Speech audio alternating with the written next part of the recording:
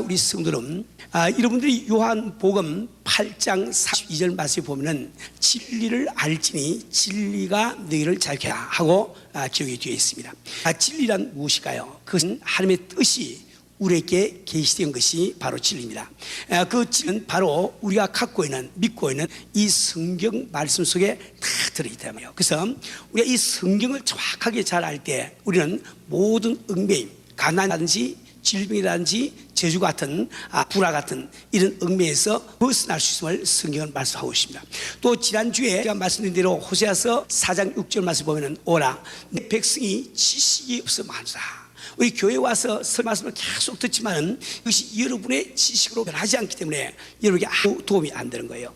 그래서 제가 생각도 못해서 이런 식으로 찍어가지고 지금 알고 있는 거예요. 여기 올바른 지식을 갖게 해서. 그러니까 여러분들 이것을 잘 적으시고 귀담아 들으시고 이번 제 기회에는 모든 것을 지식을 정리를 이렇게 하시길 바랍니다. 그럴 때 그것이 우리에게 축복의 근됨을 꼭 믿으시길 바랍니다. 지금 이 시대에 저희들은 순종에 대해서 공부하고 있어요. 지난주에 한 번 공부를 하고 이제 두 번째 공부에 들어가고 있습니다. 우리 신앙생활에 이 참 순종처럼 더 중요한 것이 없는 거예요. 그 순종이 왜 중요한가? 이것을 크게 두 가지 이유로서 말씀드렸습니다. 첫째 한 가지는 우리가 섬기시는 우리 하나님은 능력이라고 하는 보좌에 앉힌 분이고 그분은 권위, 오소리티라고 하는 보좌에 앉으신 분이세요. 그래서 권위 가운데서 능력은 자동적으로 나오게 되는 겁니다. 그분 바로 권위라고 하는 이 보좌에 앉아 계시기 때문에 그분과 더불어 피조물된 우리 인간이 right relationship, 올바른 관계를 맺을까 하면 이쪽에서 submission, 그 앞에 굴복하는, 순복하는 이것이 없으면 도무지 우리가 하나님과 이 정상의 관계를 맺을 수가 없는 거예요. 그래서 이 성경 말씀 순종이 바로 제사보다 낫다고 말씀하고 있습니다. 우리는 정말 주님과 더불어 올바른 관계를 맺지 않고는 우리가 은혜를 받을 수도 없고 그분의 축복 가운데 할 수 없는 거예요. 그러니까 이 참 순종이 얼마나 중요한지 알 수가 있습니다. 둘째로 이 순종은 왜 그토록 중요한가? 그것은 바로 세상 사람들은 정오, 바르고 그런 것, 이것을 가리는 원리를 가지고 생을 살아가는 거예요. 그래서 모든 사람들은 이 삶이 C와 B, 옳고 그런 것을 가리는 삶을 살고 있습니다. 즉 시비를 걸면서 살고 있단 말이에요. 그럼 우리 믿는 성도들은 정과 오를 기준으로 삼아요. 이 정과 오를 기준으로 사람이 살 수 있다고 생각하는 것은 우리 인간이 정과 오의 기준을 가지고 있다고 사탄마에게 속고 있기 때문에 그런 겁니다. 우리는 오직 하나님 앞에 어떻게 하면 순종할 것인가, 순종의 원리로 사는 것이 우리의 성도의 삶을 꼭 믿으시길 바랍니다. 다시 말하면 우리가 구원이라는 것은 믿음을 가지고 받는다 말이에요. 근데 구원받은 성도의 삶은 순종의 원리로 살아가는 거예요. 그러니까 우리가 구원받는다고 하는 것이 서울대학에 입학하는 것이라 얘기하면 우리가 순종으로 산다는 것은 서울대학에서 공부를 잘하는 것과 똑같은 거예요. 이처럼 순종이라는 것은 참 중요합니다. 그런데 우리 하나님께서는 이처럼 귀한 이 순종을 눈에 보이지 않은 우리 하나님께 우리가 하는지 안 하는지 그것을 알기 위해서 그분은 인간 사회에 바로 위임 권위 제도를 두고 계시는 거예요. 다시 말하면 국가에도 참 이렇게 위임 권위가 있어 우리가 왕에게 참 순종함으로 함께 순종함을 나타낼 수 있는 거예요. 우리 가족도 참 남편이 있고 아내가 있고 큰아들이 있고 작은아들이 있는 각기 그것은 위임 권위 제도를 이룩하고 있습니다. 그래서 아내는 남편에게 순복함으로 함께 순종함을 나타낼 수가 있고 자는 부모에게 순복함으로 참 함께 순종함을 나타낼 수가 있다 말이에요. 그래서 우리 참 하나님께서는 이런 위임 권위 속에 계십니다. 우리 교회에서 이렇게 참 목사님이 있고 혹은 장로들이 계시고 지도자님이 계시고 혹은 교우님이 계시고 구역장님이 계시면 이 전부 다 위임 권위제도 되고 있는 거예요. 그래서 우리는 하나님께서 제정해 주신 그 위임 권위에게 순종함으로 우리는 아버지께 순종을 나타낼 수가 있다는 말입니다. 지난주에 제가 말씀드렸습니다. 여러분 생각 하나 딱 바꿔보면 아주 복받은 인생을 살 수 있습니다. 정말 우리 부인들이 참 남편에게 순종한다는 것 너무너무 힘든 일이에요. 너무 힘든 일이지만 저런 남편에게 내가 어떻게 순복할 수 있을까, 순종할 수 있을까 이 생각보다는 생각 싹 바꿔서 저런 남편에게 순복만 하면 내가 함께 순복하는 자가 되는구나, 야 축복이 내 것이 되는구나, 얼마나 쉬워요. 그죠? 그래서 우리가 그런 마음을 품고 순종에 올려가지고 우리가 사실이냐 말이에요. 자, 근데 이렇게 중요한 순종에 대해서 여러분이 주의할 것이 몇 가지가 있습니다. 오늘은 그 가운데서 4가지만 제가 말씀을 드리겠어요.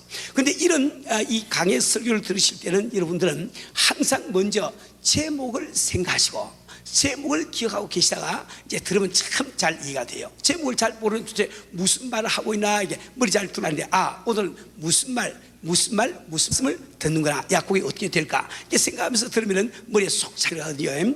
그럼 오늘 우리가 이 순종에 대해서 주의할 것을 4가지를 제가 말씀을 여기 하고 있습니다. 첫째는 권위를 위임하는 것은 하나님의 선택이다. 예, 권위를 위임하는 것은 하나님의 선택이다. 여러분 한번 따라해 보세요. 이게 다 하면은 머리도 잘 들어가시고 졸립지도 아니하고 심심지도 않고 얼마나 좋아요. 그 뭐라 그러지? 꼭 먹고 알 먹고 누이 좋고 매부 좋고 다 좋잖아요. 자, 한번 같이 봅시다. 시작. 권위를 위임하는 것은 하나님의 선택이다. 다시 한번 더 시작. 권위를 위임하는 것은 하나님의 선택이다. 예, 두째로 그 다음에 넘어가서 그 다음 장을 보세요. 넘겨보시면 나의 위임 권위에 대한 비방은 하나님의 진로를 한다. 우리가 괄호 속에 찍어 넣으세요.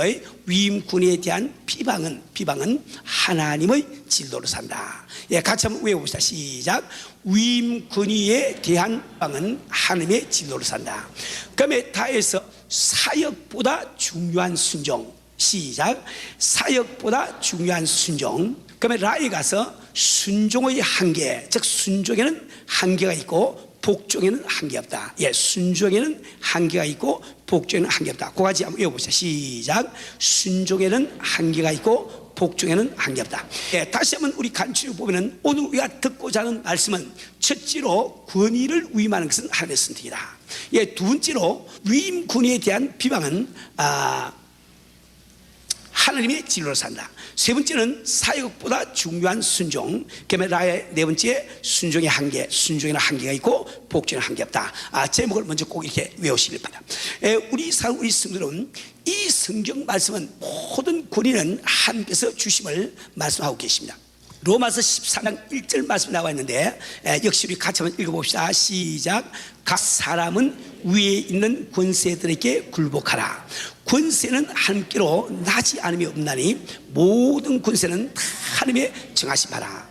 이 당시에 이 로마서를 사도 바울이 로마서를 이게 기록하고 있을 때 이 당시에 권세라고 하는 것은 네로 황제를 이야기했다고요. 근데 그 예수 믿지 않고 즉 믿는 사람을 비방하고 죽여가는 그 네로도 하나님이 뜻에 의해서 세웠음을 말씀하고 계시단 말이에요. 그렇죠? 그러니까 지금 내가 어떤 남편을 만나서 살고인지 그 남편을 뜻에 의해서 주님께서 당신의 위임권으로 세운 줄 우리 자매님들 믿으시기를 주님으로 축원합니다. 꼭 믿으세요. 예, 아무리 꼴보기 싫어도 하나님께서 하신 것이니까 내가 뭐 잔소리할 필요가 없는 거예요. 여러분들이 다니엘서 2장 20절 21절에 보면은 거기 보면은 여기서 어떤 장면이고 하니까 지금 그 다니엘이 말이죠, 바빌론에 잡혀가서 지금 느부갓네살 대왕의 그 밑에서 지금 이렇게 고위 관직에 있는 그런 때입니다. 그런데 이 느부갓네살 대왕이 하룻밤에 잠을 자면서 꿈을 꾼 거예요. 아주 이상한 꿈을 꿨습니다. 근데 이래서 도대체 이게 무슨 뜻인지 아주 궁금하기 짝이 없고 본인도 아마 꿈을 꾸기 참 이상하게 꾸는데 무슨 꿈을 꾼지 잘 모르는 것 같아. 그래서 거기에 술사들을 불러가지고 하는 말이 너희가 내가 무슨 꿈을 꾸는지 알아맞히고 그 다음에 그 해수도 내게 이야기하라. 이 이야기하니까 그 당시에 그 참 가야 이 뭡니까 그 술사들이 왕이요 육치 그 하는 사람치고 어떻게 왕이 꾼 꿈을 우리가 알 수가 있겠습니까? 그건 불가능합니다. 신이나 알 수 있지. 그 이 느부갓네살 대왕이 굉장히 이렇게 참 고집센 그런 왕이었던 겁니다. 너희들이 내게 해석을 안 해주고 그따위 수양을 부리면서 자꾸 시간을 끄는 모양이구나. 만약에 내 지금 꾼 꿈이 무엇인지 나한테 이야기를 안 해주면 다 술사를 다 죽이겠다고 이야기했어. 근데 그 당시에 다니엘도 그 술사 중에 한 사람이었고요. 그도 참 죽지 않으면 안 될 이런 참 처지가 된 거예요. 그때 이 다니엘은 참 왕에게 이야기하기를 내게 조그만 말미를 주시면 인간은 알 수 있지만 하나님께서는 하나님께서는 능히 그것을 아시고 내게 알려주실 것입니다. 이렇게 기한을 얻은 다음에 참 하나님도 밤중에 그에게 계시를 통해서 느부갓네살 대왕이 어떤 꿈꾸는지 다시 알려준단 말이에요. 그 계시를 받은 다음에 다니엘이 고백한 말씀이 바로 다니엘서 2장 2절 20절에 기록되어 있는데, 그 내용을 보면은 여기는 지금 안 적혀있지만은 여러분 집에 가서 찾아보세요. 필요할 때. 다니엘이 말하여 가로되 영원 무궁히 하나님의 이름을 찬송할 것은 지혜와 권능이 그에게 있음이로다. 그 때와 기한을 변하시며 왕들을 피하시고 왕들 세우시며 지혜자에게 지혜를 주시고 지시자에게 총명을 주시다.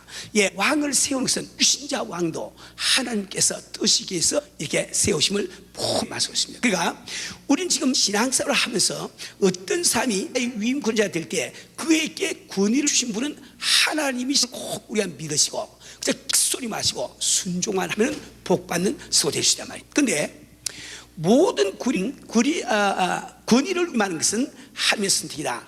이것이 우리 실생활에서 우리 실제적인 신앙생활에서 어떤 뜻을 갖고 있는가, 그래서 몇 가지만 좀 말씀드리겠습니다. 우선 첫째로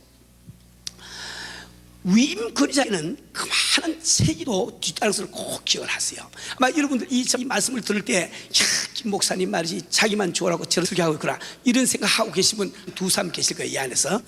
그런데 우리가 위임 권위자가 된다는 결코 이것이 좋은 일이라고요. 얼마나 큰 책이 뒤따른지 모릅니다. 왜냐하면 성경을 보니까 누가복음 17장 1절에서 다음과 같이 기록하고 있습니다. 또 한번 읽어봅시다. 이번에는 자매님 한번 읽어봅시다. 자매님들만. 시작.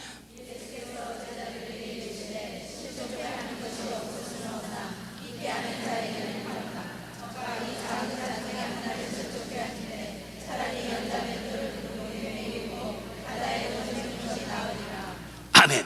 예, 연자맷돌 얼마나 무거운 돌덩이입니까?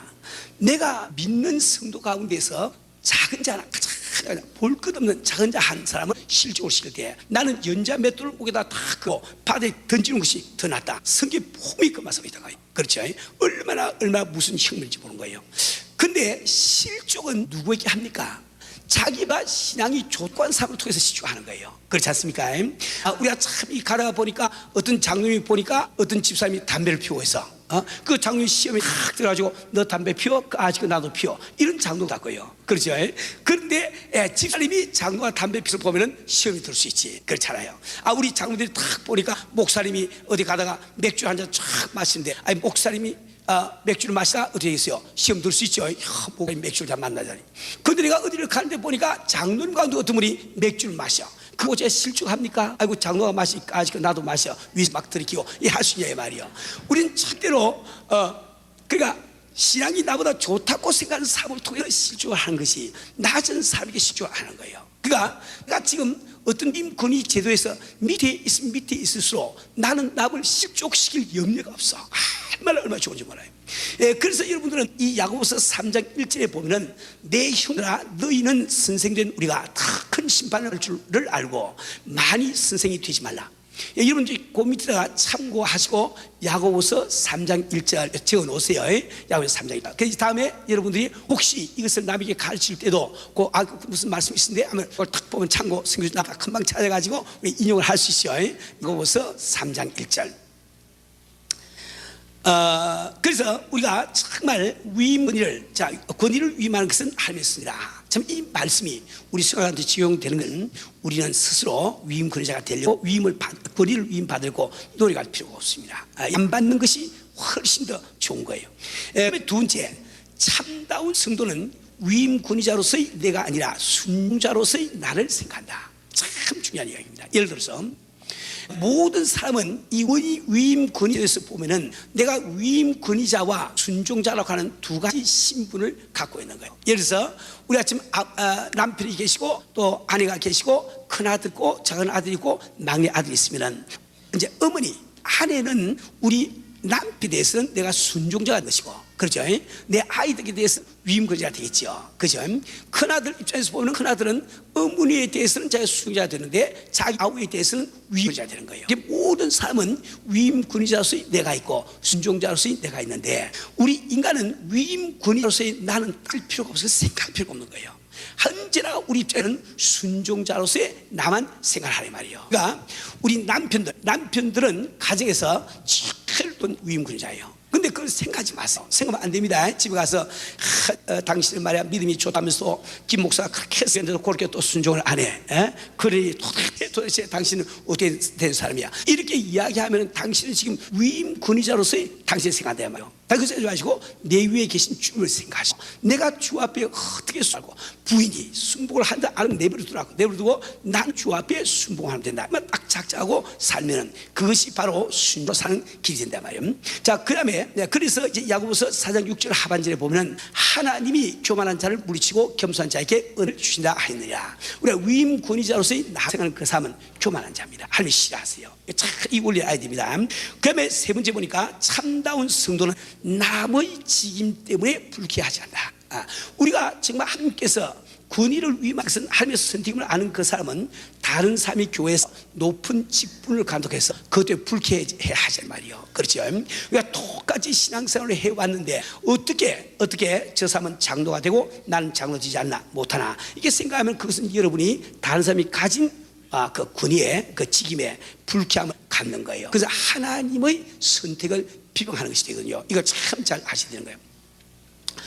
우리가 교회에서 참 구역장을 세우고 혹은 또 교구장을 세우고 혹은 각국의 국장 차장을 세우고 장로님을 우리가 참 이렇게 모시는 것은 언뜻 보면 인간이 하는 일 같단 말이에요. 인간이, 그죠? 우리가 다 인간이 결쳐서 하는 것이, 그죠? 그러나 우리 신앙이라고 하는 것은 그 배후에 있는 하나님의 손길을 인정하는 거예요. 그게 믿음이지. 그렇잖아요. 하나님은 삶을 통해서 역사를 꼭 믿으시기 바랍니다. 아마 참 이 엘니노 현상이 일어나서 그런지 몰라도 어느 곳에 아주 홍수가 나서 범람을 하게 됐대요. 그래서 집이 아주 막 집이 물이 차 올라오는 거예요. 그래서 어떤 사람이 잘 예수 믿는 사람이 크루시안이 집 막 안 됐으니 저 꼭대기 지붕으로 올라갔단 말이에요. 올라갔는데 막 물이 막 넘치 막 강물이 막 범람하니까 아침이 둥둥 떠가지고 막 지금 탕 위에 휩쓸려 가오는 거예요. 그럼 이분은 참 믿음이 좋게, 주여 나를 참 도와주시는 믿습니다. 나를 구해주시는 믿습니다. 주여 나를 구원하시옵소서 막 기도를 하는데 저 강도에서 누가 막 노끈을 집어던지면 말이지 이 줄 잡고 나오라고 막 집어던지니까 그 쓸데없다고 말이야. 하나님께서 나를 구원해 주시거라고 주여 믿습니다 하면서 또 내려간단 말이에요. 제가 한참 내려가니까 모터 보트가 왔어요. 구명 보트가 와서 빨리 타락이 마지막 배라고 말이야. 그런 소리 하지 말고 우리 하나님이 나를 구해주신다고 말이야. 그럼 막 기도하는 거예요. 그러니까 이제 마지막으로 헬리콥터가 온 거예요. 헬리콥터 줄을 막 내서 빨리 올라타라고 이제 그냥 이거 그런 소리 하지 말라고 하나님이 나를 구해주신다고 말이야.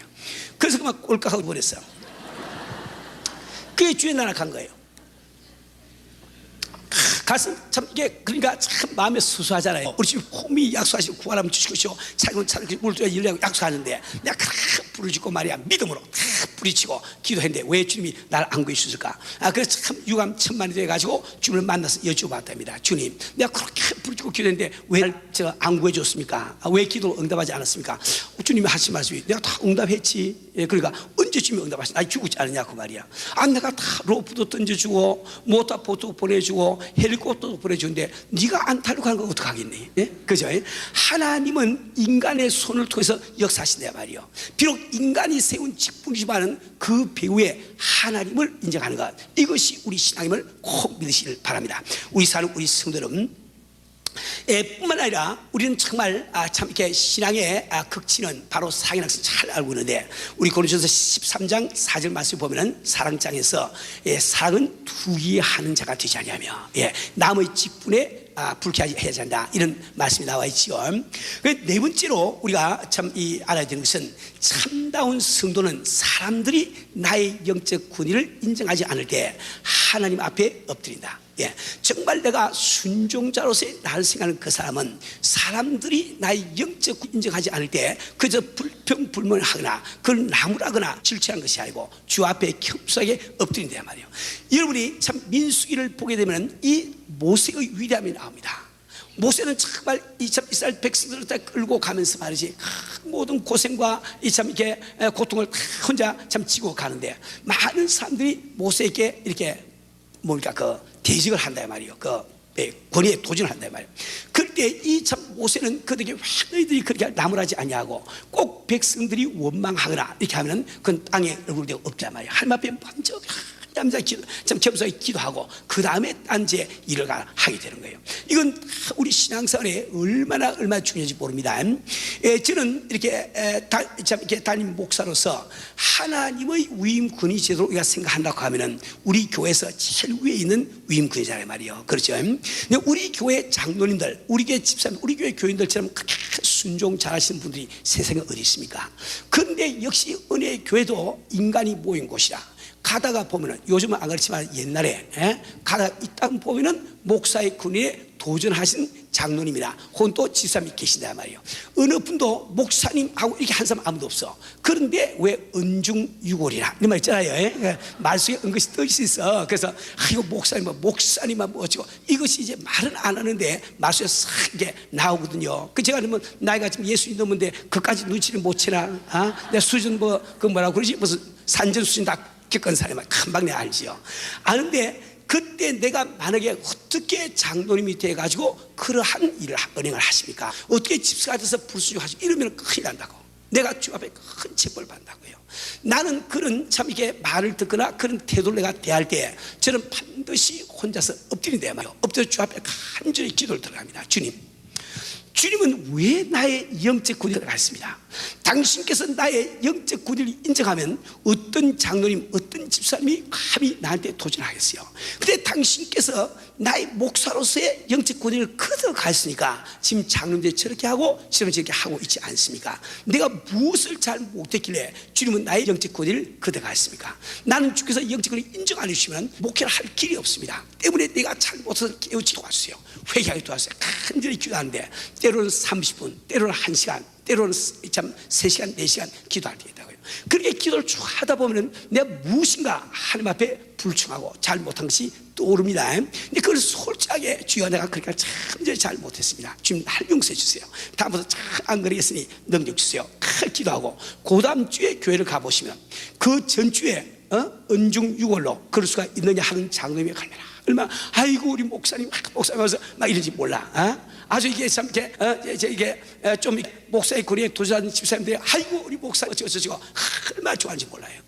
그러니까 지금 내가 지금 위임군자로서 순종하다가 나의 위임군을 인정 안 되는 주님이 나의 위임군을 거듭한 이 사실을 아셔야 해.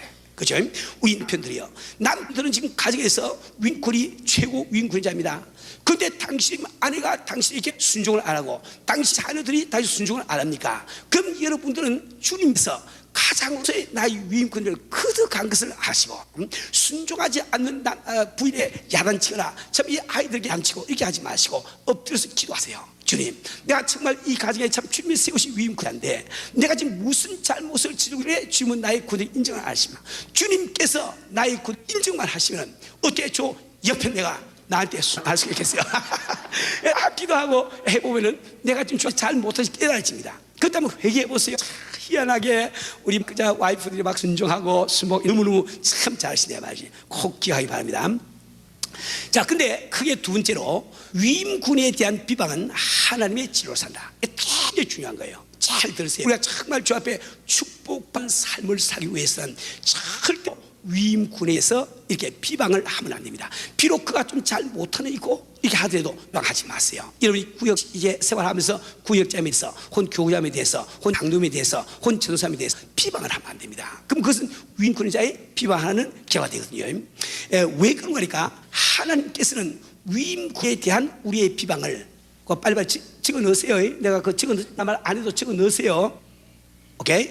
위임군에 대한 우리의 비방을 하나님에 대한 비방으로 여기신다. 이 성경에서 그런 사례를 몇 가지만 좀 찾아서 연구를 해보려고 합니다. 우선 첫째 한 가지는 바로 하나님의 경우인데 창세기 9장 27절 사이에 나와 있습니다. 이제 노아는 하나님의 계시를 받고 방주 만들어서 방수에 들어갔습니다. 이제 홍수가 살수가 내리다가 홍수가 끄는 거예요.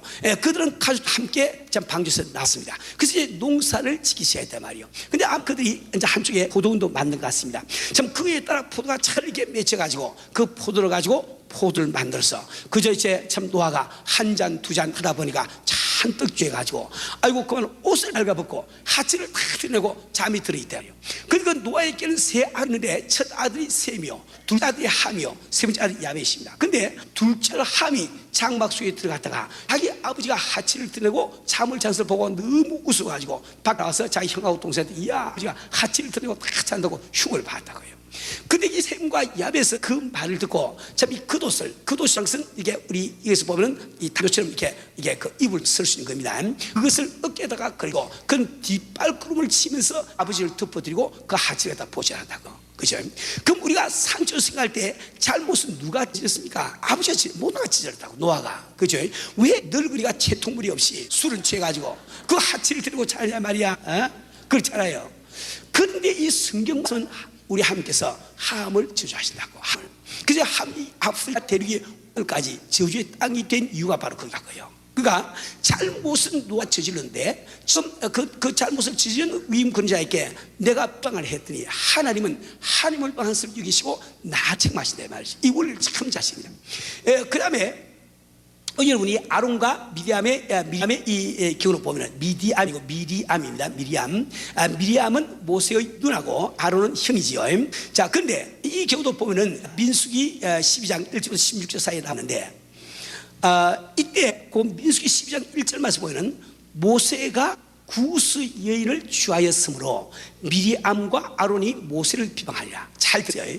모세가 구스 여자를 취하였으므로 미리암과 아론이 모세를 비방하리라. 잘 들으세요.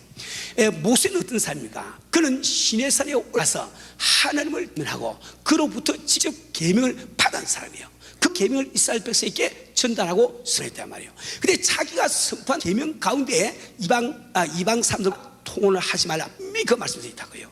근데 자기가 율법을 선포하고 자기가 구여인 에티오피아 여인을 갖다 아내로 그야말로. 그러니까 이제 미리암과 아론이 네가 어떻게 이제 자기 동생이니까 네가 어떻게 이방 여자와 통혼을 할 수 있냐 이렇게 이제 비방을 했단 말이에요. 그게 결과적으로 구스 여인과 결혼한 모세가 할머니 책벌을 받은 것이 아니고 미리암 책벌을 받고 그가 문둥이 걸린다고. 그래서 일주일 동안 짐께 나가서 고통을 당하다가 들어오는 기사가 나와 있단 말이에요. 우리가 꼭 알아야 되는 것은 아무리 내 위임 권위자가 잘 못해도 그를 비방하는 것은 하나님의 진로로 산다. 절대로 어디 가서 남편에 대한 흉보지 마세요. 불평하지 마세요. 큰일 납니다. 지 안 된다고요. 이거 참 잘 알아야 됩니다. 내 남들 때문에 하는 이야기 아니고 성경이 그렇게 있지 않냐 말이에요. 성경이 내가 뭐 나이 때문에 그러나 성경이 그렇게 되지. 그 다음에 민수기 16장 1절 35절은 고라, 다단, 온의 거기라 합니다. 고라는 레위 지파에 속해 있고 다단과 온은 르우벤 지파에 속해 있는 이런 거 사리였는데 그 성경에 보면 그들이 당을 짓고 이스라엘 자손 총회에 택함을 받은 자 곧 회중에 유명한 어떤 족장 250가 함이라서 모세를 대신하는 이야기를 합니다. 회중이 그들이 이야기하기는 회중이 다 각각 거룩하고 여호와께서 그들 중에 계시거늘 너희가 어찌하여 여호와의 총회 위에 스스로 높이느냐. 이 교회에서 흔히 함이 있는 이야기입니다. 우리가 다 주 앞에 거룩한 제사장이요. 우리도 좀 기도하면서 스님과 다 통하고 있는데 어떻게 장로님 당신이 그렇게 할 수 있습니까? 목사님 그렇게 당신이 할 수 있습니까? 이렇게 우리가 그런 이야기를 할 수 있어요. 이것이 그게 해당되는 사건이에요. 근데 하나님께서는 지금 현재 참 집단으로 거역하는 이 고라와 다단과 온 그들의 가족까지 땅이 입을 벌려서 지진이 일어나서 다 땅속에 참 이렇게 삼키는 이야기가 기억이 되어 있는 거예요. 우리 기억할 때 우리는 위임 권위자에 대한 비방은 하나님의 진로를 산다. 이거 꼭 우리 기억을 하시고 내버렸어요. 그렇다고 해서 우리 위임 권위자들은 죄를 지어도 좋다는 얘기 아닙니다. 우리가 죄를 짓고 실수할 때 하나님이 직접 손을 보셔. 하나님이 직접 손을 본단 말이에요. 인간이 비방하는 것보다는 하나님이 손 보신 거 다 너무너무 힘들고 정말 그렇죠. 그죠? 하나님이 알아서 하시겠다는 거라. 그러니까 여러분들은 위임권에 대해서 절대 비방하지 마시고 그저 순종만 하시고 하면은 복받는 수가 되는 거예요. 그다음에 다 세 번째, 사역보다 중요한 순종. 이 순종은 사역, 주를 위해서 일하는 보다 순종이 더 중요한 거예요. 여러분. 근데 많은 사람들은 참 이 사역을 하기 위해서 주의 일을 하기 위해서 불순종하는 기호를 많이 본다 말이에요. 제가 그 옛날에 이렇게 보니까 우리 그 교회 초창기였습니다. 그때 제가 그 사무실에 있는데 전화가 왔어요.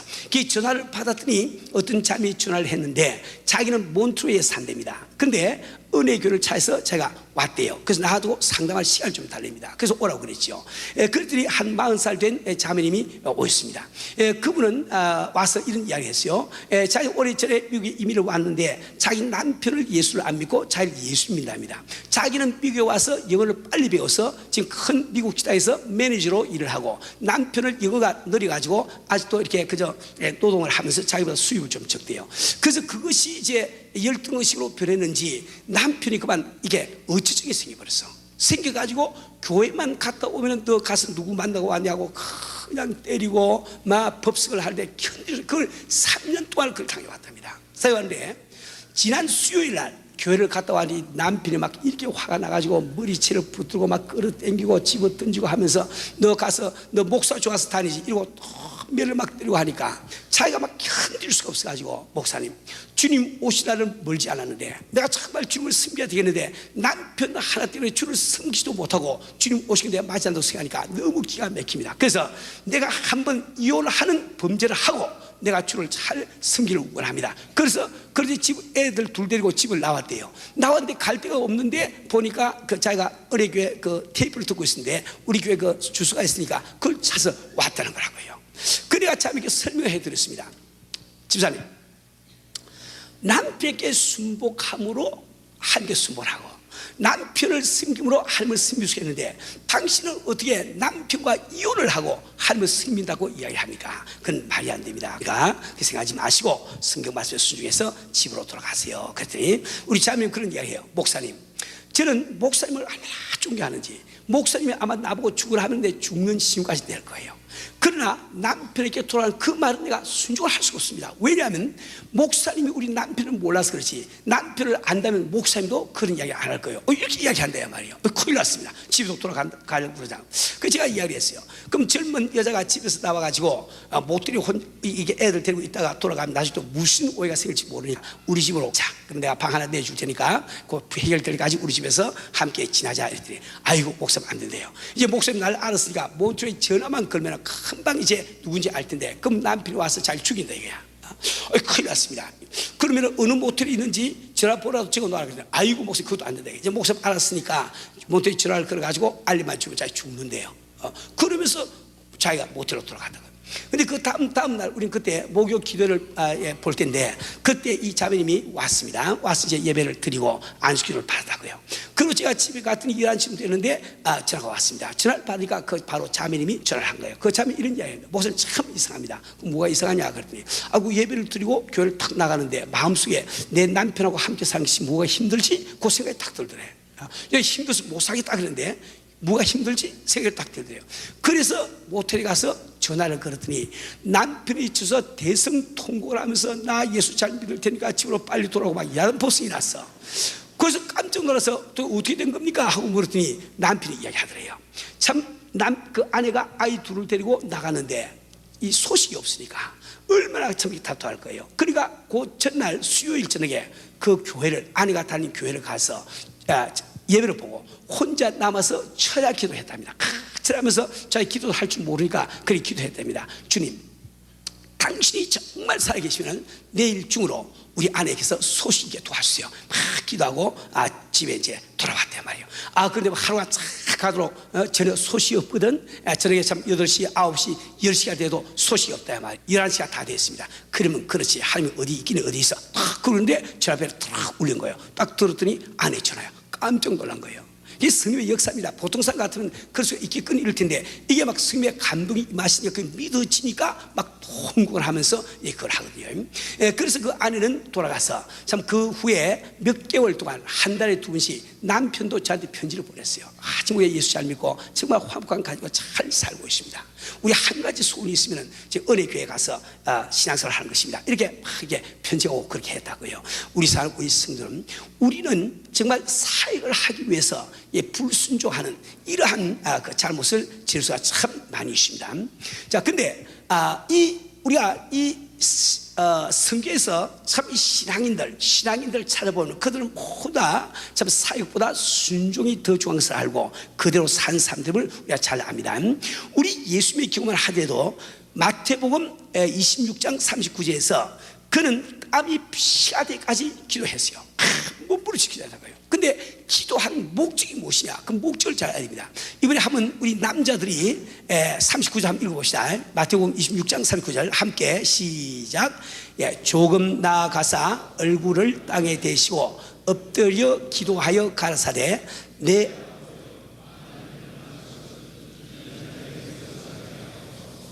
그러나 나의 원대로 마옵시고 아버지의 원대로 합서 하시고. 잘 들으세요. 우리 주님은 지금 사역을 감당하기 위해서 십자가 지기 위해서 그분은 땀이 뼈 되기까지 기도한 것이 아니에요. 주여 내 원대로 하지 마시고 아버지 원대로 하시옵소서. 그 아버지의 뜻에 순종할 수 있기 위해서 그는 땀이 뼈 되기까지 기도했습니다.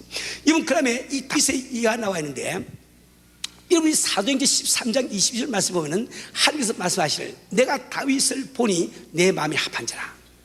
저는 아주 그게 잘 부럽다고요. 정말 다윗이 한 그 칭찬 내가 한번 들었으면 얼마나 좋을까. 저는 그만 신앙생활 하면서 그것이 내 신앙의 목표와 똑같다고요. 정말 하나님께서 이 다윗을 보시고 내 마음이 합자라. 인간으로서 얼마나 참 축복되느냐 말이에요. 그렇잖아요. 그런데 다윗이 그러한 축복을 받은 조건이 무엇이냐 이걸 찾아야 됩니다. 물론 여러 가지 조건이 있어요. 그거 다 이해하면 한정이죠. 근데 그 중에 참 중요한 것이 바로 그는 사역보다 순종이 더 중요해서 알았단 말이에요. 예를 들어서 그는 사무엘상 16장에서 사무엘이 와서 선지자 사무엘이 와서 그를 기름을 붓고 이스라엘 왕으로 세운 거예요. 하나님이 세웠단 말이에요. 그러면 다윗이 만약에 자기가 사역을 중요하게 생각하면 가서 사울을 쳐 죽이고 자기가 보좌를 차지해야 돼. 왕으로서 다스려야 된단 말이에요. 근데 이 다윗은 그렇게 하지 않아요. 그는 정말 이 사울 왕이 하루부터 버림받은 왕이라 할지라도 그가 나보다 먼저 기름 부음을 받은 종이니 나는 그에게 그를 대적하지 아니하리라. 그 피해다입니다. 그리고 13년 동안을 그 사울에게 쫓겨서 도망자의 신세가 되고 만다 이 말이에요. 근데 그는 얼마나 참 이게 사보다 순종이 두 가지 아는 거니까 보니까 엔게디 굴속의 사건이 나와 있습니다. 사무엘상 24장 1절부터 7절 사이 읽어보시면 이건 다 이렇게 알 거예요.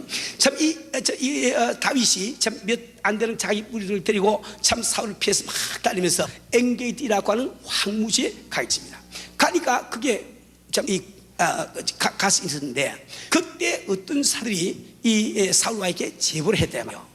다윗이 엔게디 황야에 있습니다. 그러니까 저 사울이 3,000명의 이 뭡니까 정병을 거느리고 다윗을 잡으러 온 거예요. 와서 이제 가가 보니까 그 굴이 있거든. 굴이 있으니까 이제 사울이 조금 더 피곤하니까 그 속에 들어서 잠시 쉬기 위해서 그 속에 들어서 잠을 잔 거예요. 잠을 잤는데 공교롭게도 그 전에 다윗과 그 부하들이 사울의 눈길을 피하기 위해서 그 굴속에 들어가서 깊은 굴속에 있었대요. 있는데 사울이 들어와서 혼자 들어와서 거기서 자꾸 자니까 그때 다윗을 좀 따르는 사람들이 이야기했습니다. 보세요. 하나님께서 정말 당신 원수를 당신의 손에 붙이지 않았을까. 이제 가서 정말 저를 한 칼에 쳐주기를 바랍니다. 이렇게 이야기한단 말이에요. 가만히 생각해 보자고요. 지금 정말 참 승승장구 잘 지나는 이 다윗이 이 사울이 이유 없이 자기를 죽이고 쫓아다니기 때문에 이제 참 13년 동안 이 방랑생활을 하면서 도망자의 신세가 되는 거예요. 그는 먹을 것도 없이 참 이렇게 우리가 그 참 이 나발에게 참 이렇게 우리가 이게 무시도 당하고 말이지 여러 가지 어려운 걸 하는데 이제 사울 한 사람만 탁 죽여버리면은 다 끝나고 마는 거예요. 자기가 이스라엘의 왕이 돼가지고 화를 누를 수가 있단 말이에요. 그뿐만 아니라 그 당시에 사울이 하나님을 떠나서 온 이스라엘이 하나님을 지금 떠나 있는데 이 사울 하나만 딱 죽여버리면 자기가 왕이 돼서 이스라엘을 갖다 하나님께로 이끌 수가 있단 말이에요. 이게 얼마나 좋은 사이에 처했습니까? 그런데 이 다윗은 내가 나보다 먼저 하나님께서 기름 부으신 종을 내가 손댈 수 없다. 그래서 자기가 그 사울을 해칠 마음이 저는 없는 것을 증명하기 위해서 자고 있는 사울의 옷장을 조그만 칼 가지고 베었다고요. 그걸 베고 난 다음에도 내가 하나님께서 기름 부은 종을 옷을 짜랐기 때문에 밤에 참 찔림을 받고 고민하는 이 장면을 성경에서 본다 말이에요. 우리 사는 우리 성들은 또 그 다음에 이제 26장에 가보시면 십 항무지에서 있었던 일이라는데 기록이 되어 있는데 이때 다윗이 역시 십이라고 하는 이 황무지에 가 있습니다. 그래서 또 어떤 사람이 또 제보를 한 거예요. 그래서 이 누구니까 이 사울 왕이 말이지 또 정병 3천을 거느리고 다윗을 잡으러 왔습니다. 그 잡으러 와서 어느 날 밤에 그 사울이 그 군인들 3천명을 데리고 진을 치고 그 가운데서 다 잠을 자는데 군대들이 다 잠이 다 들어버렸어. 파수하는 사람도 없이. 이 다윗이 이제 정탐을 보내서 그 사실 알고 다윗이 자기 그 동료 한 사람을 대고 두 사람이 진중으로 들어와서 그 사울에게 갔다고요. 그때 함께 한 이 동료가 이야기하기를 이 하나님께서 이 사울 당시에 손에 붙인 것이 아닙니까?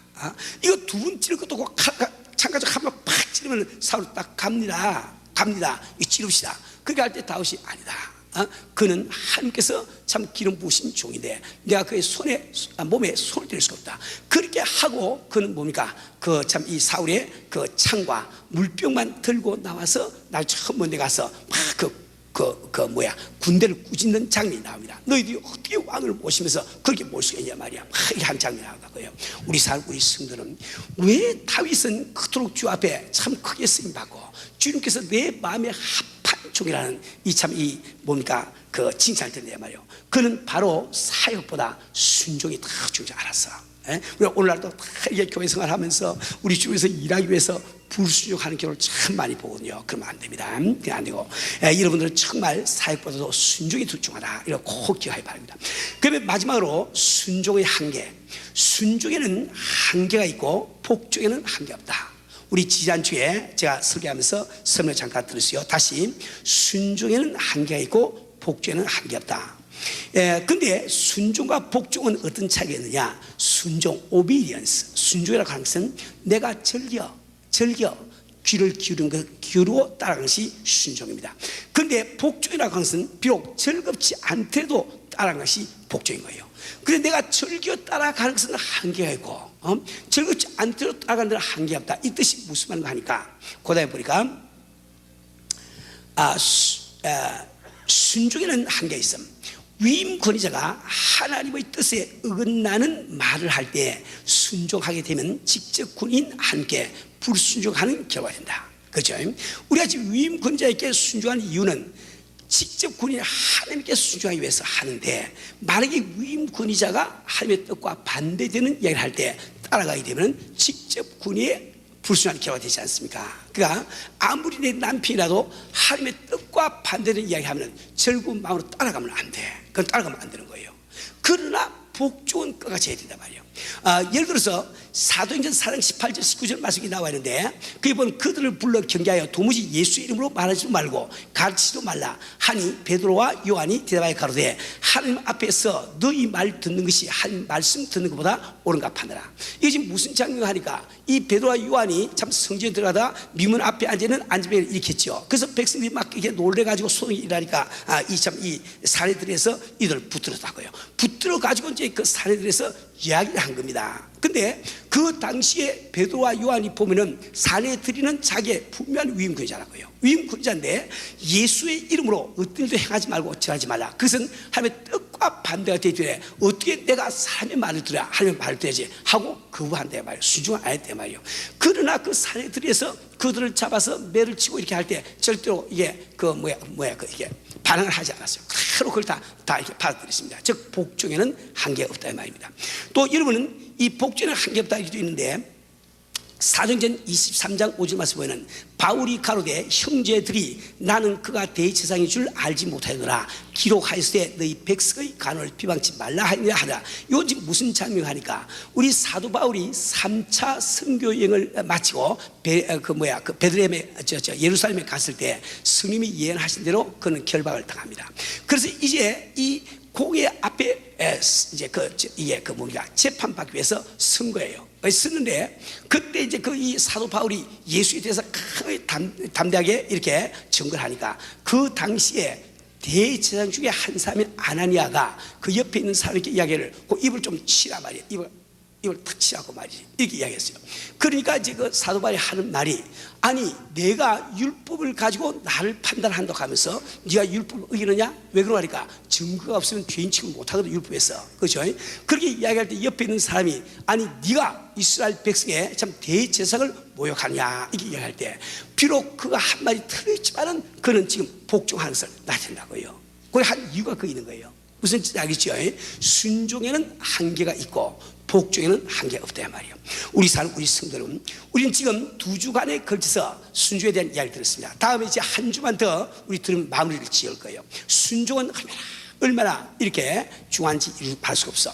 근데 여러분들이 이렇게 설교를 듣고도 아내들이요, 혹시 남편에게 순종을 안 하거든, 못했거든, 혹시 나는 건망증 환자가 아닌가 이렇게 생각하시고, 이렇게 설교를 듣는데도 저 사람이 내가 왜 내가 순종해야 되지? 그런 생각이 들은 당신은 이미 치매 증세가 일어난 것을 믿으시기 바랍니다.